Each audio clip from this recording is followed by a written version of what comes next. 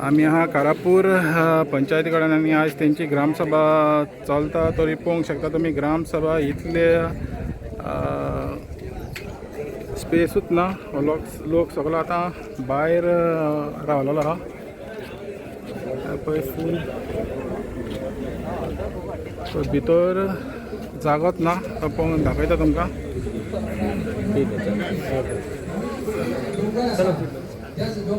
तर पळय पळोवंक शकता तुमी हिंगा जागोच ना लोकांक रावपाक पासून उबे रावपाक.